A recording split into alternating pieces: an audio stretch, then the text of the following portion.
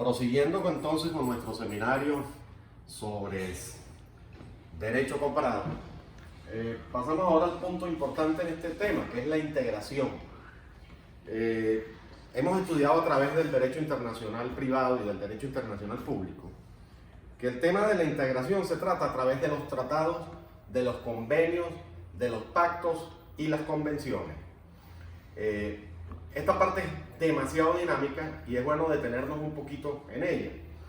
Bien saben que los tratados pueden ser bilaterales cuando se suscribe entre dos estados, que es lo que más se acostumbra, y por supuesto el mundo moderno va hacia lo multilateral, es cuando hablamos de las convenciones y de los tratados multilaterales. Nuestro país es un eterno y muy práctico convencionalista, en el sentido de que se ha adherido a varias formas de integración. Tenemos los mecanismos a través de la Organización de las Naciones Unidas, tenemos la Organización de Estados Americanos, muy cuestionada por nuestro país, tenemos la Organización de Países Exportadores de Petróleo, tenemos la Organización Internacional del Trabajo, en fin, una cantidad de convenciones y pactos multilaterales que Venezuela ha suscrito. En el último tiempo, el derecho comparado se ha dedicado al estudio y a la caracterización de este tema de la integración. No se puede lograr la unificación del derecho comparado si no logramos unificarnos en el tema de la integración.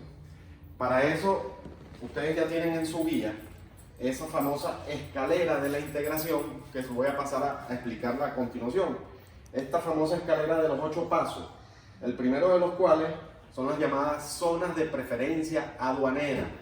En nuestro país existen instituciones en Margarita, en Paraguaná, conocidos como los famosos puertos libres. En ese sentido hemos hecho ese primer paso. El segundo paso sería las zonas de libre comercio. Bien es conocido la polémica que genera el ALBA, la polémica que se generó con el ALCA, que es el tratado para los Estados Unidos de libre comercio con sus socios privilegiados, en este caso México, Canadá y Chile, que tienen el famoso ALCA y que Venezuela le opuso como modelo alternativo la Alianza Bolivariana para los Pueblos de América. Eso está en ese segundo escalón, que es la zona de libre comercio. Pasamos a un tercer escalón que sería la unión aduanera. Mercosur es un excelente ejemplo de lo que es una unión aduanera. El Pacto Andino, al cual Venezuela perteneció durante mucho tiempo, nuestro país se tuvo que retirar porque había una balanza de pagos desfavorable y desde luego no nos convenía ese pacto. Posteriormente subimos al cuarto escalón, que es el mercado común.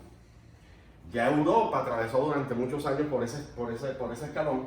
Sin embargo, hay que detenerse en lo que están haciendo los países del mercado asiático, como Indonesia, Taiwán, Malasia, Singapur, que son un excelente modelo de cómo funciona el mercado común. Pasamos a un quinto escalón, que es el modelo europeo, ya cuando hablamos de la unión económica. Ustedes saben que a través de Europa se ha logrado la integración como prácticamente un solo Estado, que es la Comunidad Europea, y han logrado de alguna forma ese modelo de integración. En Europa siempre nos lo han vendido como el modelo de integración ideal. Sin embargo, en los últimos años han presentado serios problemas con esta política del Brexit, que es cuando Inglaterra pretende salirse de la Unión Europea, y a lo que se le están sumando algunos otros países que no están de acuerdo con ese modelo de integración, con lo cual Europa también se está resistiendo a ese quinto escalón. Muy bien, vamos entonces con los escalones sexto, séptimo y octavo, que son los que llamamos los escalones utópicos, que son los de la unión política, la unión social y la unión cultural. Ustedes tienen suficientemente explicado este cuadro en las guías que se les presentó, pero es importante determinar que no se puede lograr ni siquiera en un mismo país la unión política, la unión social, ni la unión cultural, mucho menos a nivel universal. Entonces estas son las grandes dificultades que nos enfrentamos a la hora de pretender ese mecanismo o digamos esa ambición que tiene el derecho comparado de encontrar una fórmula de legislación universal y que envuelva a todos los estados. Les decía, ya para el final de la exposición, les recomendaba anteriormente la lectura de algunos autores. Huntington, Samuel Huntington, quien nos habla en su teoría sobre la guerra de las civilizaciones, el choque de las civilizaciones. Quiero que me hagan una breve exposición sobre este autor, qué opinan y cómo se aplica ese modelo en el caso del derecho comparado. Les he recomendado a Francis Fukuyama, quien tiene la tesis sobre la identidad. Fukuyama durante muchos años ha sido un estandarte para la derecha en el mundo y donde de alguna forma él justifica la unipolaridad, porque según su entender Estados Unidos es el vencedor de la Guerra Fría y como es el vencedor, entonces la potencia dominante, y escribió anteriormente su famoso libro El fin de la historia. Ahora Fukuyama, después de 30 años, admite de alguna forma de que esa tesis se equivocó y nos presenta el libro Identidad. Quiero que lo revisen, quiero que lo cuestionen, porque fundamentalmente lo propongo para que cuestionen ese modelo de identidad, que de alguna forma es la misma tesis anterior del fin de la historia.